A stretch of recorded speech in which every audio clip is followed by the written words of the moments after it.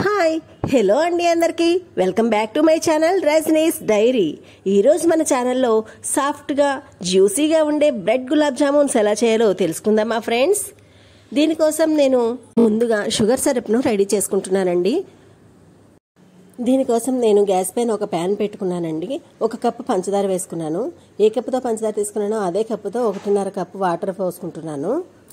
ఈ పంచదార 100 గ్రాముల వరకు ఉండొచ్చండి. ఈ పంచదార కరిగే వరకు తిప్పుతూ ఉండాలండి.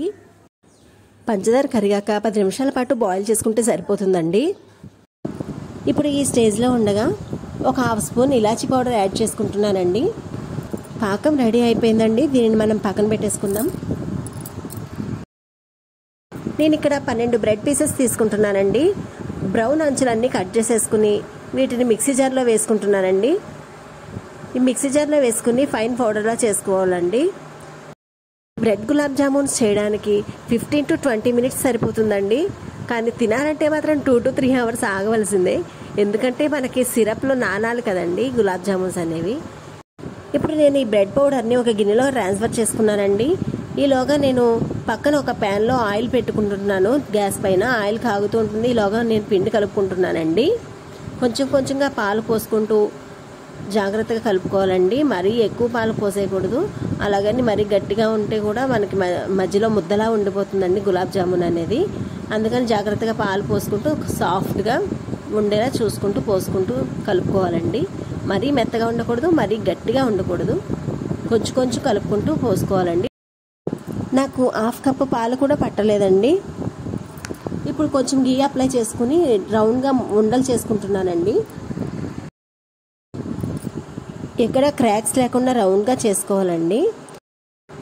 ఇదిగోండి ఉండలు రెడీ అయిపోయినాయి. ఆయిల్ హీట్ అయ్యింది. ఇప్పుడు నేను ఒక్కొక్కటిగా వేసుకుంటూ వీటన్నింటినీ ఫ్రై చేసుకుంటున్నానండి.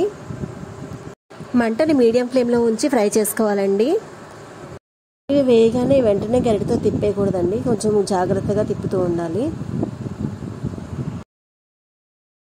ఇక ఇప్పుడు గరిటతో తిప్పుతూ అన్ని వైపులా సమానంగా వేగేలా గోల్డెన్ బ్రౌన్ కలర్ వచ్చేలా వేయించుకోవాలండి.